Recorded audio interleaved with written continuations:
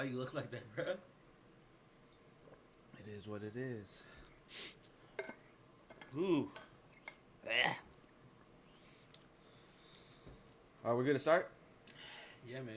All right. So what are we talking about today? I mean, one thing that's been on my mind lately with everything that's going on with COVID-19, and your whole situation with you being a barber, how has that affected you recently? Recently, it's been a little bit tough since being a small business, we're not considered essential for the time being. Well, just recently, we just were able to start cutting back inside. With that being said, it's like it's kind of tough to support your family and pay your bills without being able to go into work. You know what I mean? Yeah, well, unless you had your own shop. Well, even with our own shop, people are with the regulations, consider it not safe for us to do it, which is kind of crazy because at the end of the day, for us to get our barber's license, we had to do 1,500 hours of schooling, and most of the schooling was about how not to pass on diseases and make sure everyone stayed safe and no diseases would get passed from client to client. Sure, and one thing I knew about you is right when COVID-19 happened, it was important to me. Being your boy is one thing, Yeah. and supporting you from the very jump. I mean, yeah, But one thing I wanted to say is that I recognized that you had that plaque up there saying I have my barber. What was it? The barbicide thing for the coronavirus. It was a certificate basically saying that on top of the 1,500 hours that we do accomplish. Yeah. And you know what I mean? It's like they do teach us how to cut hair to a certain extent, but at the end of the day, like they're not trying to be responsible for people, getting like ringworm on their head or alopecia. That's your responsibility. That's our responsibility. Sure. If we can't cut hair, hey, they're not worried about how our pockets look. You know what I mean? So to each his own. Yeah, exactly. Yeah, and one thing about you is, I mean, from my point of view, is look, when I come in and I see that, let's say I'm your boy or not. Yeah. If I wasn't your boy and I saw something like that during coronavirus, first thing I saw was that you don't make a big deal about it, but one thing that you do make sure and say is, these are the guidelines. Yeah. Right? Now, when I think about Garrett Lee, when I think about the Blendistry, which is, Yeah, follow me on Instagram at the Blendistry. Yes, sir. What I think about that is I don't even think about more so the person. I think about the brand. And what's important to me, someone that I have my own brand, Foreignary, shout out Foreignary. What I think about is like customer service is the most important thing when you're trying to be somebody that's pushing that brand and saying, I'm A1, come to me. Because how many barbers are there? How many clothing lines are there? Very true. Right? So it's like, how many LeBron James, Kobe Bryant's, Michael Jordan, Allen Iversons are there?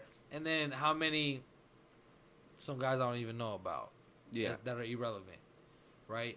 And what I know to be true about you is you having that barbicide or that certificate saying during COVID-19, hey, besides my 1,500 hours, 1,500? Correct. That I got, which you got how quickly? Within 10, 11 months. Okay. And there's still cats at that barber school probably still getting that. I'm not knocking them.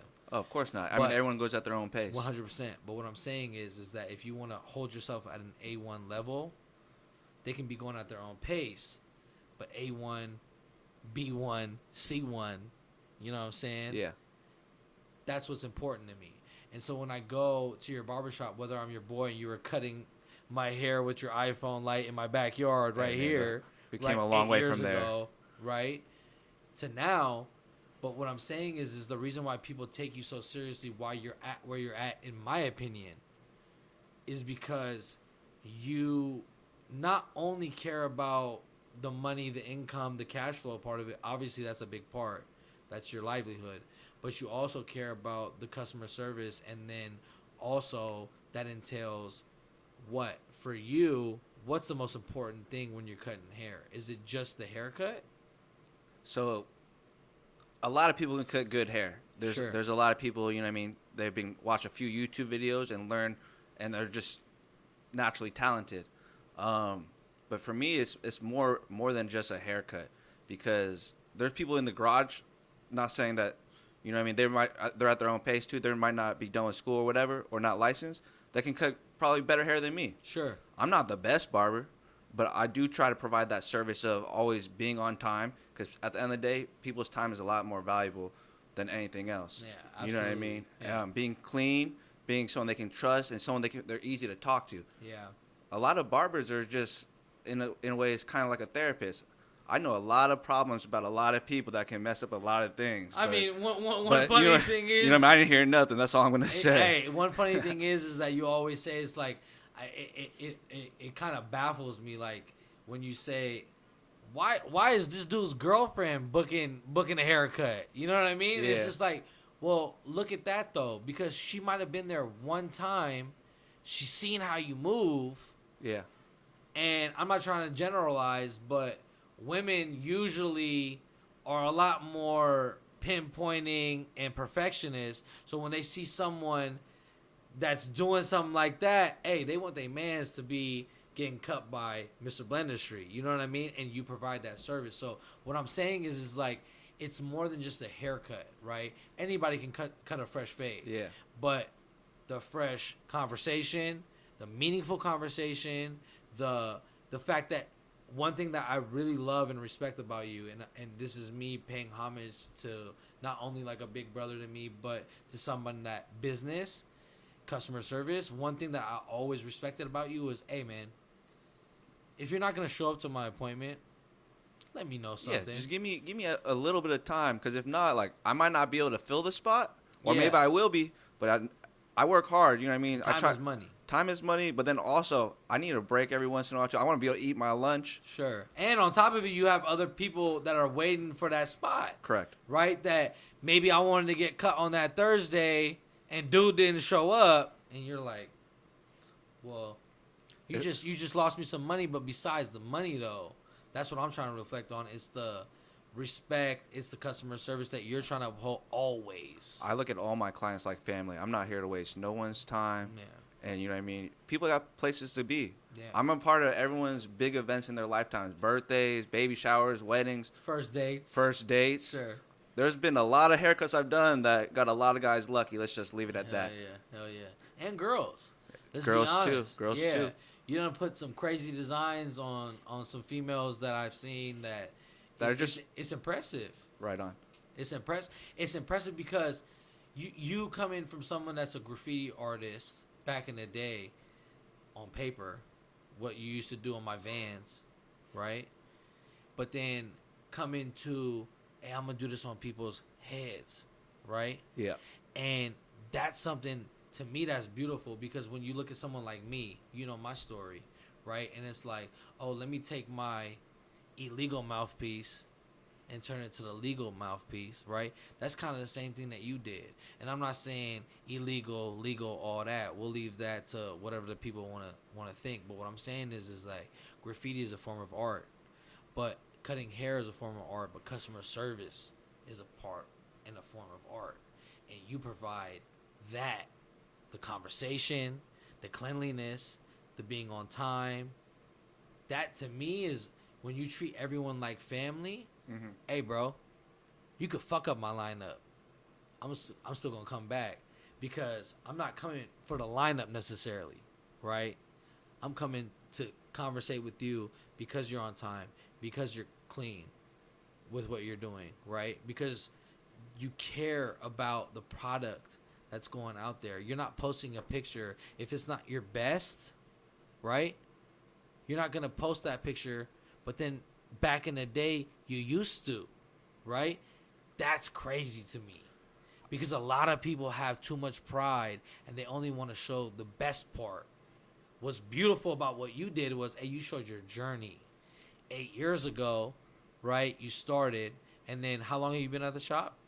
I was working at that shop for 6 years. And when you announced that you had to leave the shop because of COVID-19 and everything that's going on, how many people commented under that? I had a lot of support. A lot of love, a lot of support. Yeah, exactly. It wasn't just the comments. What were they saying in the comments? They were being super supportive wherever they said. Wherever I went, don't worry, I got you. Yeah. I actually also had a few people reach out and send me some Venmo just to make sure I was doing okay. You know what I mean? And not that you needed it. Not necessarily that I needed it, but just out of the love they had for me and the relationships and the memories that we built together. And Hey, they wanna Garrett, I keep want to make sure building. you're still doing okay. Let me make sure you have some bread in your pocket so But that's credit you can to take care of your bills and everything. But that's credit to you, and I know you're humble. You know what I mean. But what I'm saying is credit to you. Why I say that is because you're genuinely doing it because you love it, and that's what I want to talk about next. What I want to speak on was cutting hair. What you thought you were gonna do 8 years ago? Honestly, Honestly, I had no idea what I wanted to do. I was going to a community college nearby. I was just kind of taking whatever kind of classes. I thought I was going to be some type of businessman. And you are now. I am now, true, but not in the way that I thought I was originally going to be. I got into a little bit of trouble. Sure. Started not going to school. I was working at Baskin Robbins, making barely $8 an hour.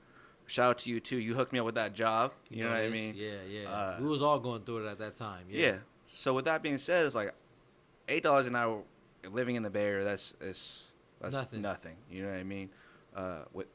So I had to figure out some type of other side hustle to put a little bit of income in my pockets. But what's interesting is, you know, and I don't want to put your personal business out there so much, but it wasn't more so that you had to, but it was that you wanted to. Correct. Right? You know, we have friends and people that we're close to that they really had their back against the wall and they had to make a decision. What's important for me and what I want you to reflect on when I talk to you as a big homie, I'm telling you is like, you made that decision. When I decided to go back to school, for instance, right? I dropped out of high school at 16. My mom, you know, had some form of breast cancer. My grandma had lymphoma cancer. Things were going on in my house. You were there for all that. Yeah. Right? And at that point, it was more so of I had to do what I thought was right and what I thought, survival, right? Survival. But then through it all, when I was doing what I was doing, it wasn't that you were judging me and saying, hey, do this, do that. You had your 2 cents. But no matter what journey, what path I decided to do, you say, hey, bro, let's go along for the ride, right? And what's crazy to me is that all these years later, when I decided to go back to school at 23 years old, right, when I had a good career already, when my mom and my grandma, they got through that time and my family situation got better, you were there for all that. You didn't even touch on any of that. You said, hey, bro, if mom's passed away, hey, bro, that's life, right? If grandma passed away, hey, bro, that's life. We got homies, you know what I mean, that have it even worse. But what you said was you never looked at it like, hey, sucks. Nah. You looked at it like, it is what it is. These are the cards we were dealt. What we gonna do about it, bro? How we gonna grow? Everyone has their different situations To and each his everything. own. Everyone comes from somewhere. But what did you, 100%. You know what I'm saying? We all come from somewhere. And it's important to reflect on that because I feel like our relationship, you being, what are you? I'm Chinese. Okay. But how long has your family been outside of China? For a little while now. I'm a second or third generation. Okay. Now, with that being said, when you decided to go the barber route, was there any cultural backlash? Was there any, uncles, aunts, you know, maybe you got some cousins that are doctors and that are going to college and all that, and you didn't. You did, But like you said, that wasn't a path for you, right? And you decided to do something else, and now look where your dreams got you, right? Yeah. Because you manifested that, you executed, you performed, and you executed. Now you're on your way, inshallah, bro, to have your own shop, right? Hopefully.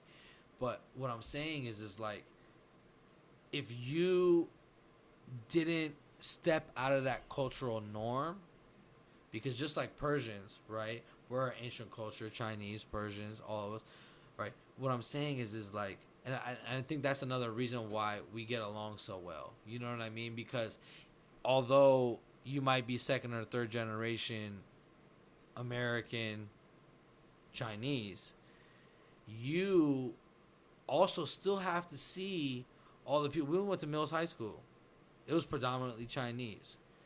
Most of those cats went to Berkeley. You see this, you see that, all this stuff.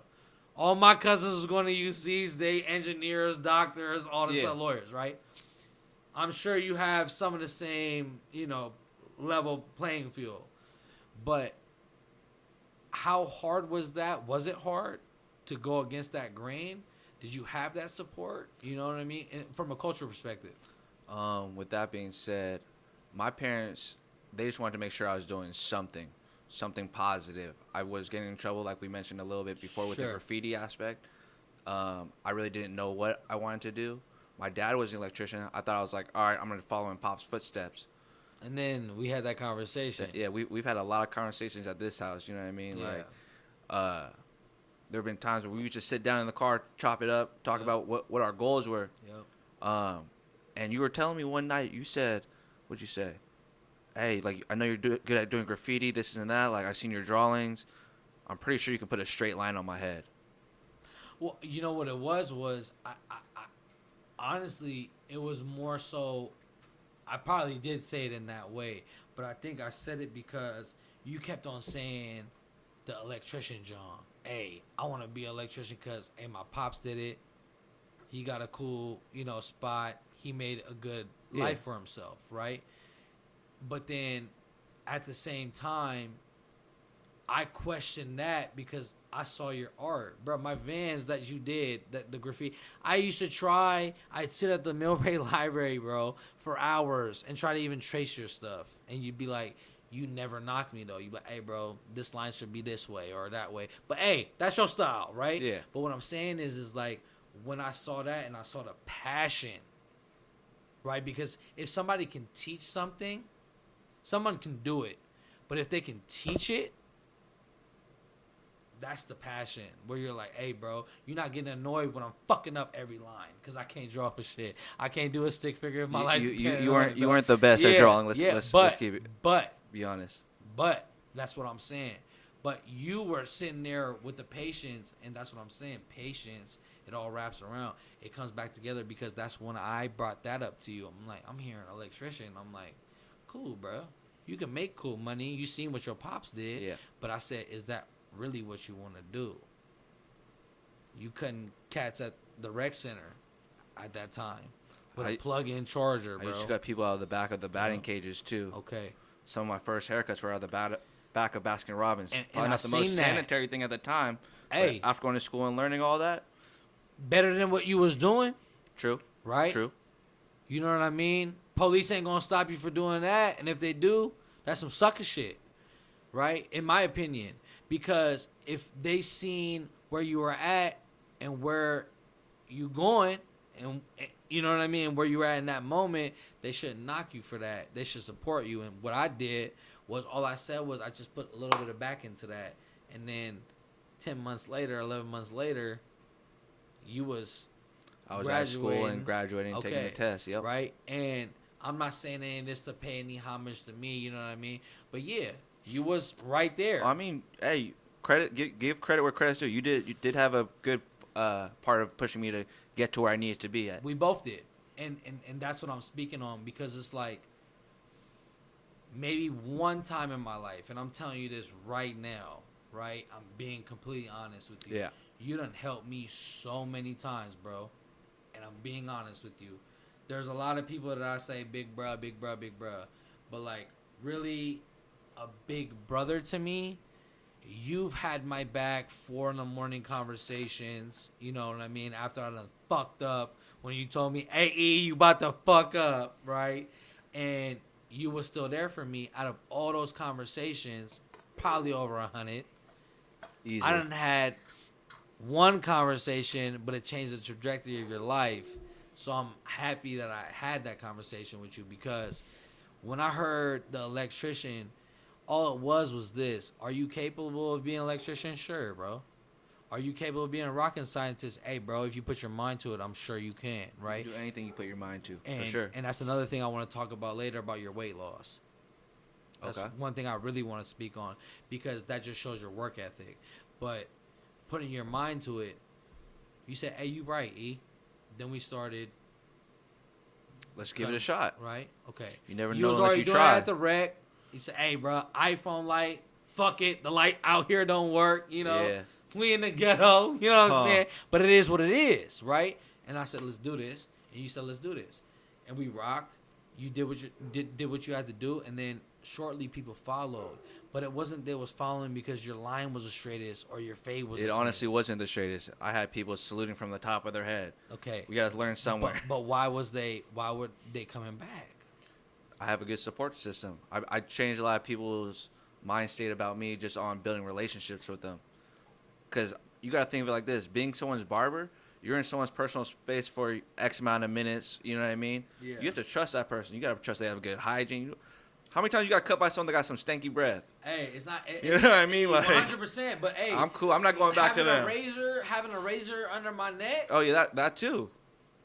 You know what I'm saying? That's. There's a lot of trust. There's a lot of trust that goes into cutting hair. But what I'm saying is like, okay, I want to ask you something. And you don't have to say a certain number, but about how many clients do you think that you have over 8 years?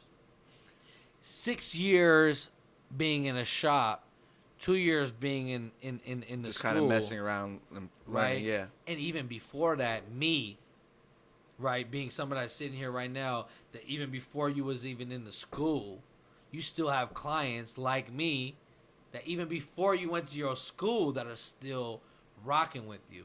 And now I'm your boy, so people could be like, "Oh, that's some bias. That's some, you was doing that because that's your boy." But nah, there are some people that genuinely weren't really that even close to you, but they still rocking with you.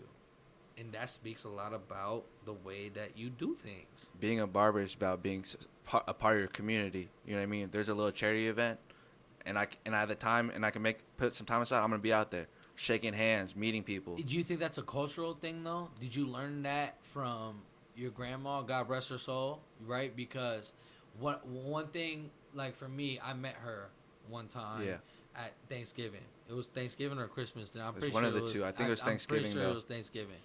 Hey, she was laughing the whole time. But one thing that I saw was, whenever you see my grandma and when she was going through what she was going through, you was here all the time and stuff like that, right?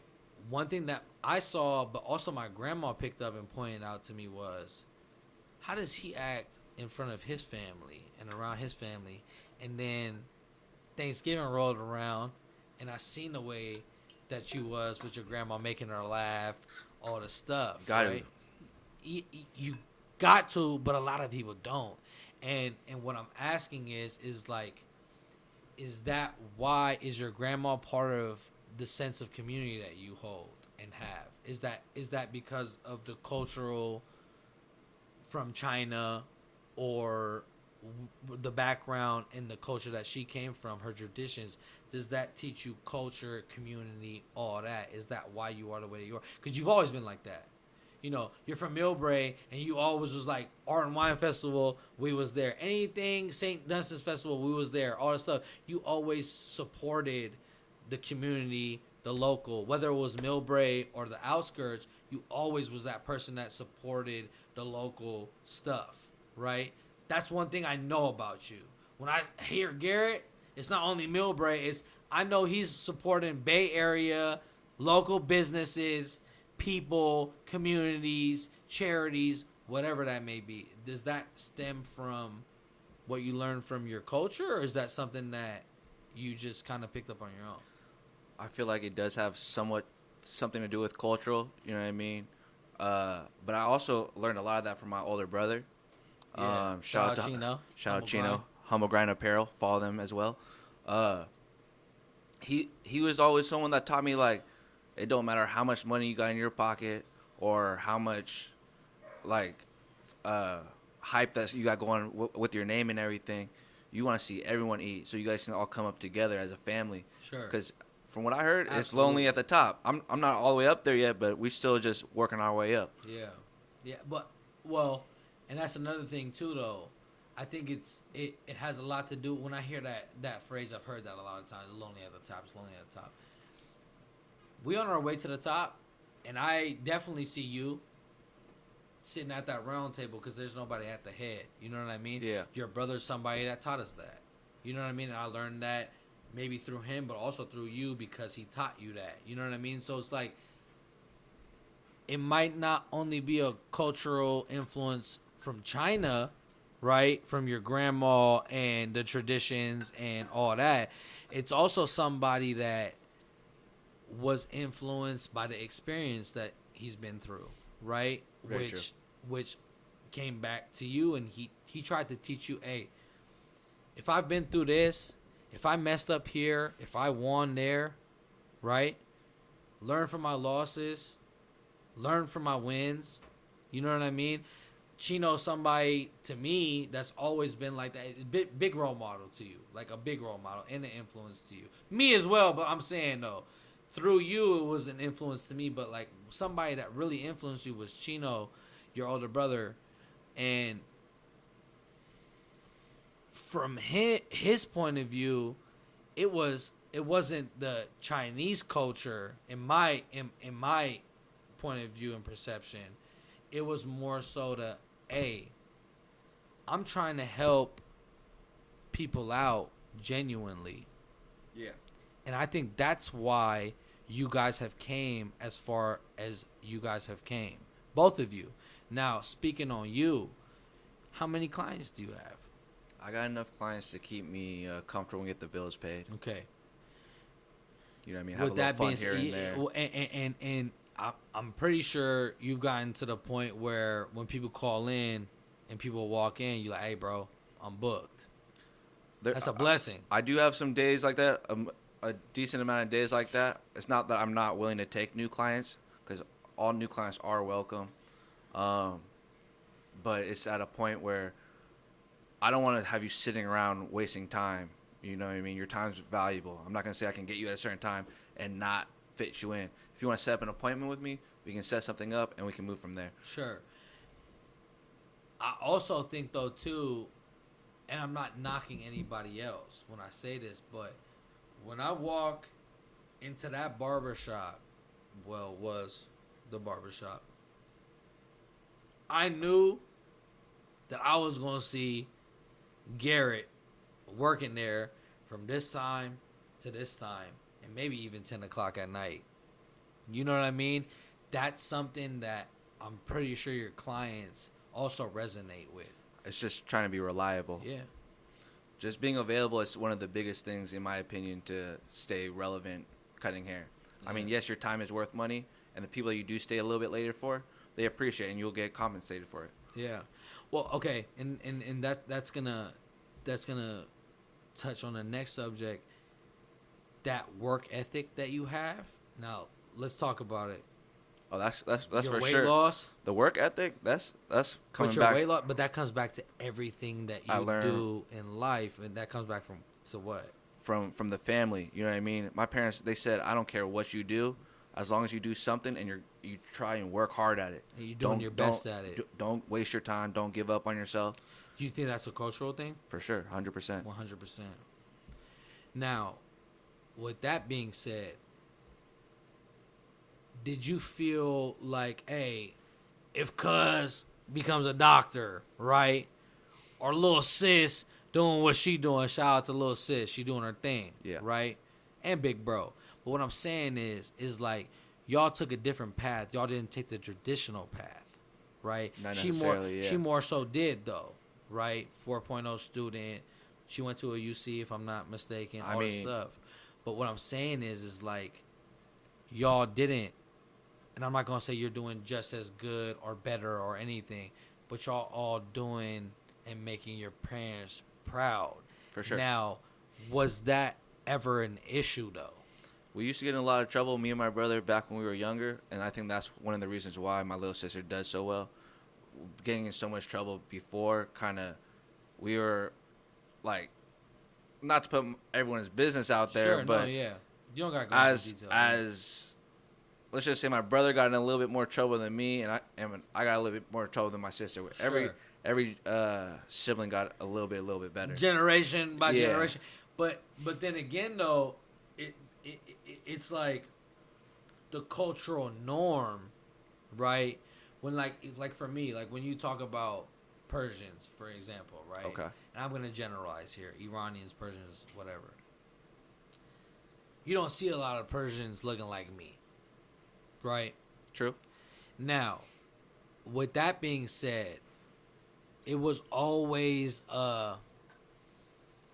when I would go to Persian festivals, my mom's like, "Do you gotta wear your pants like that?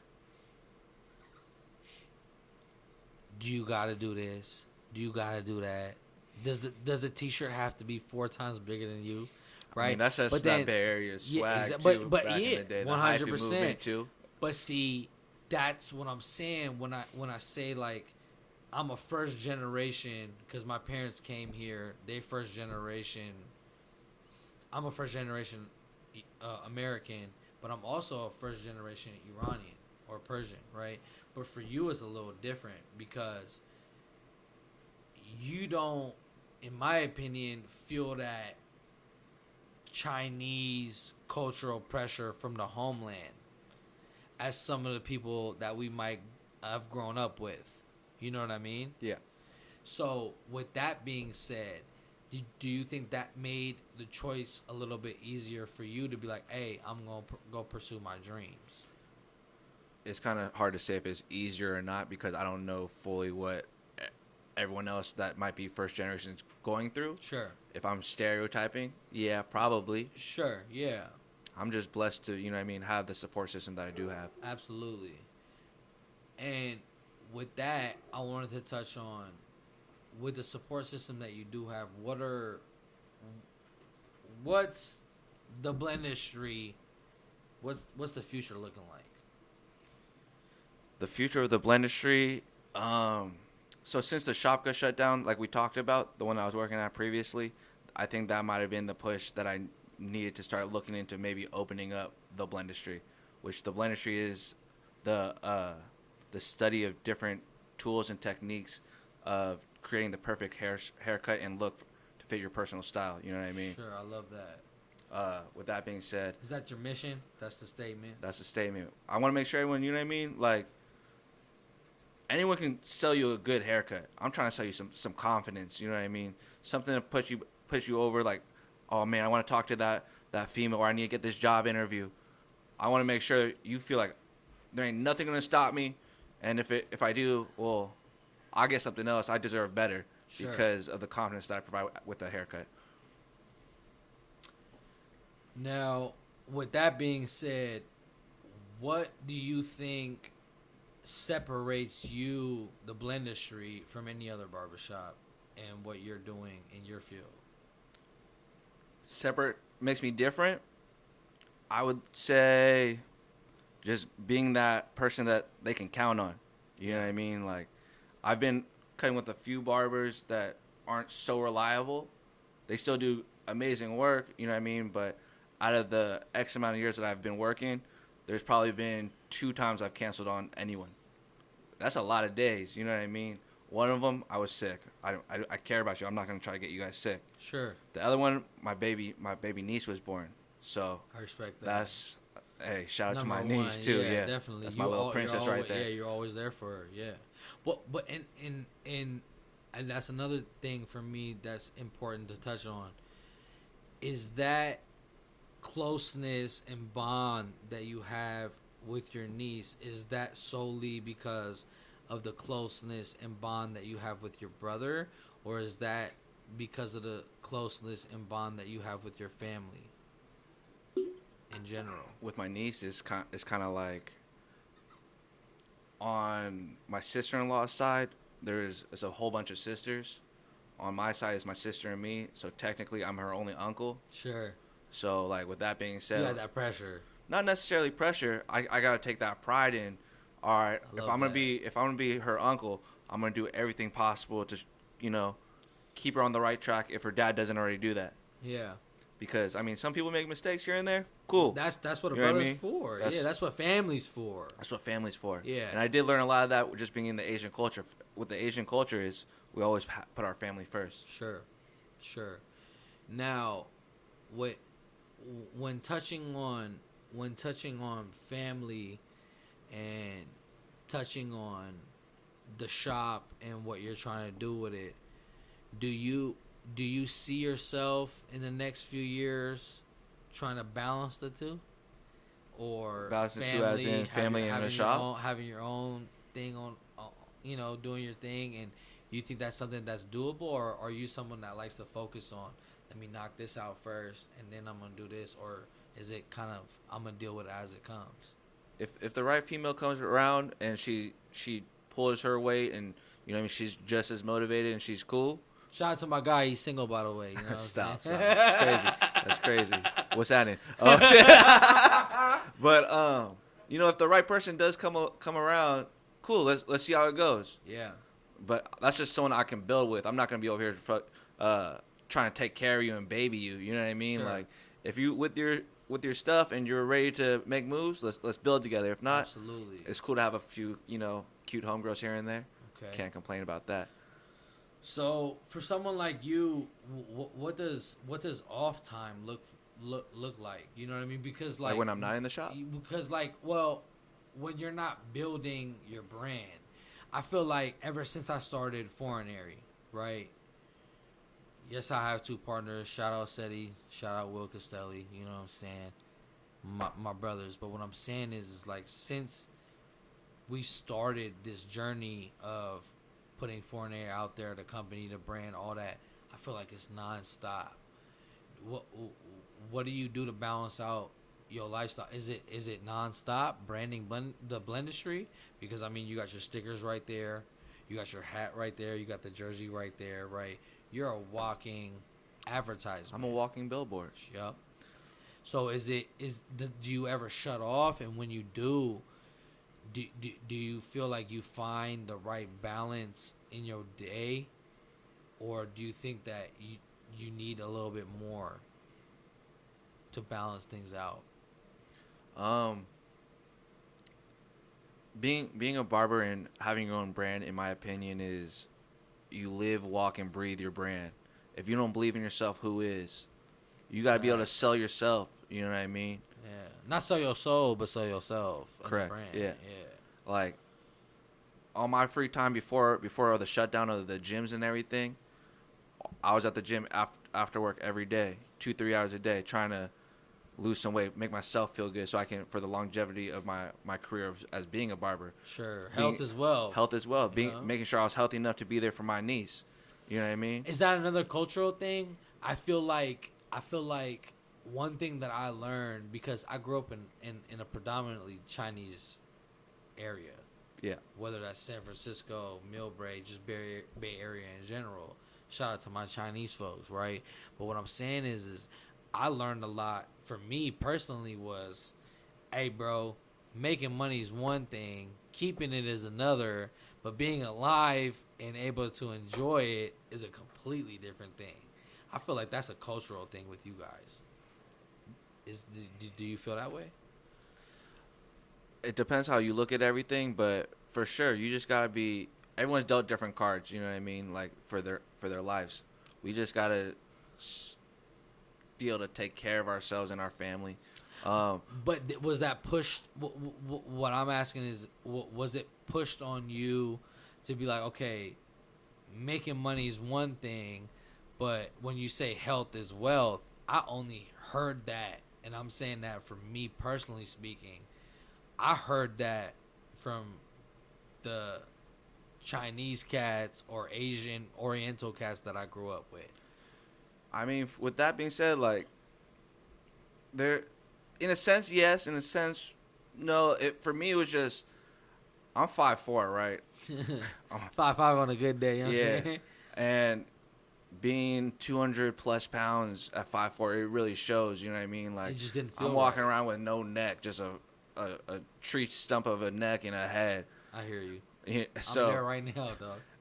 with Yeah. that being said, you just gotta figure out what you want in your life and set a goal and work toward it. This comes back to that work ethic. And that's the thing though, like for me, personally speaking, I was in tip top shape. You remember when I was younger, 16, 17, 18, going on all them times before that. But then I fell off, right? And one thing that I admire and I respect, and I was talking to my brother the last podcast, was it's that work ethic. And you throw that into everything that you do. For right? sure. Not saying that you make mistakes, that you foul. Of course you do. Everyone does. Everyone does. You have your cheat meals, McDonald's. Oh yeah, I just the had whole Burger King today. You know what I'm talking about? But what I'm saying is, Real fat boy yeah, shit. yeah, off top, yeah. It is what it is. I wanted to indulge myself, but what I'm saying is, it's like things like that. I feel are the reason in the separation between, oh, I'm going to go to him and pay $10 extra, or I'm going to go to him and drive out of my way an hour, because I'm sure you do have clients like that. I know you do have clients like that, right? That have I got a lot of people that come from all over the bay. And then you got clients that, hey, bro, you give them a clean shave, you know, and an easy cut, and they tipping you $50, and they coming out the way, right? For sure. And that speaks on the work ethic, the consistency, you know, what you care about, the brand, all that, your morals. So what I'm saying is like, when you look at other people's businesses, right? And I know that you're focused on your own business, but in order to, you can learn anything from anyone. So I do pay attention to other people's business and Sure. see what I like and I don't like. and I love that, because a lot of people wouldn't admit that, right? A lot of people be like, nah, I'm only focused on me. You know what I mean? But like, nah, you gotta learn from your environment. Like I feel like, you know, I heard something a long time ago, and it was like, oh, I'm not a product of my environment. I'm a product of my choices. I feel like we're a part of both, and we're a product of both. It's what you want to spend more of your time on. You know what I mean? Because like, I feel like you could have easily said, hey, bro, when the mistakes that you made, that we're not going to touch on, right? But when the mistakes that you made in your life, you could have easily said, all right, I fucked up. For sure. Let me just go down and keep going down that path, right? But then there's a separation in people, and I feel like that's like the 10%, maybe the 5%, that say, nah, bro. You know what I mean? I want more out of my life. You know what I mean? I feel like that's you in a nutshell. You said, hey, bro, I was dealt the adversities, whether I did it on my own or they came along, right? And then you dealt with them, right? A lot of people, I feel like nowadays, struggle with the fact that they're too caught up in, let me focus on what they're doing instead of, let me focus on what I'm doing, and then let me take bits and pieces of what everyone else is doing. And I feel like that's something that you've taught me. Like, hey, bro, listen to what they saying. And 99% of it might be bullshit, but that 1%, right, you taught me that. Take that, add that onto your resume, and run with it. I mean, you got to figure out what you don't and do like with whatever it is. Is it from business and a relationship? You got to take what you like and then build from it. Yeah. Because without trying and not knowing, you'll never know and never get to a potential where you want to be at. If you could give any advice to the younger you, let's say Garrett was sitting in front of you 10 years ago, what would you say to him? It's a good question. To the younger me, save your money. I mean, I am saving money now, but go out, go try everything possible. Sure. There's a few things I was kind of like, I don't know if I want to try it, just because of I didn't think it was a good idea back then. Eventually, I did end up trying certain stuff. And that's shout out to Chino. Yeah. I have to say that because when I was in Hawaii, the only reason why I got on that fucking moped and ate shit on the curb, but I did it anyways. Yeah. Get outside your comfort zone a little bit more. He told me that. He told me, "Hey, bro, you gon' if you die tomorrow, you know what I mean? He would tell me like, you all hard, you all portraying this, and you scared of that shit. At least try it, right? If you don't like it, then cool. At least you gave it a shot. At least you gave it a shot, yeah, right? For sure. And I feel like you've embodied that and taken that to a whole different level, because when I say the Blendistry, right? You started off cutting motherfuckers' hairs in the dark with an iPhone flashlight. Mm-hmm. And now, hopefully, you're on your way to owning your own business, but you already do. I am my own walking business, correct? 100%. And what I'm saying is, we're just trying to put a storefront in front of it. But a lot of people go work that 9 to 5, that traditional. Let me not step out of that realm that my pops did. Hey, no disrespect to pops. He did what he had to do, and you're here because of him. You made the choices, and you were able to make the choices because he sacrificed that, right? But what I'm saying is, you noticed that, and whether that was from Chino or me or all the other influences in your life and the people's, experiences and households and lifestyles that you've seen, you crafted that and you molded that. And to me, that's the Blendistry. And that's what I wanted to leave today with, is to tell you that I'm proud of everything that you're doing, to not stop everything that you're doing. I know that you're not, whether I say that or not, you know what I mean? But like, one thing, when I look at people and I hear people saying, be the change that you want to see. Yeah, you got to become your own role model. You've not only preached it, you've talked about it, you drew up the idea, and whether every motherfucker in the world, whether it was your dad or your best friend or your brother, doesn't matter, or some stranger on the block, I'm Garrett, this is what I believe in, and when you wholeheartedly do it, you do it. That's something to me. I'm going to go to that barber shop 10 out of 10 times, bro. I'm going to go and I'm going to walk into that business 10 out of 10 times. I might not even like the haircut. You might not. Right? I might not even like the clothing. But I like what he talking about. I like what he went through. Right? I love Nipsey Hussle. I love his rap. He's right here. Rest in peace. Because he got me through a lot of times in my life, right? But what I'm saying is like, even if I didn't like his raps or his flow or his style, which I do, I'm going to still buy his tape because I stand behind who he is. His right? message. It's the message. So what I wanted to leave with today, and I wanted to take a shot. If you can grab me that Jameson, right? Cool, We're already a few shots deep anyways. But what I'm saying is, my first shot in a few minutes. Shout out to the Blendistry.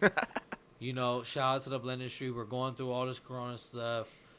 Fucking, we can't even see, it's orange outside. We waking up to post-apocalyptic days and stuff, But what I'm saying is like, one thing that I know for sure, bro, for sure, is that I can bet my bottom dollar that the fucking sky can turn green and Garrett's still gonna be doing what he's doing, pushing his issue, and getting after what he believes in.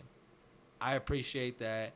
And I feel like everyone else that supports your business and that will in the future appreciates that. So I appreciate you, bro. Hell yeah. And we're going to take that shot for you. And I appreciate you being on the podcast. Of course. Thanks we for all having come me. from somewhere. And I feel like at the end of the day, no matter where we come from, right, we should all have a goal in mind. And if you don't, hopefully you do now. My brother.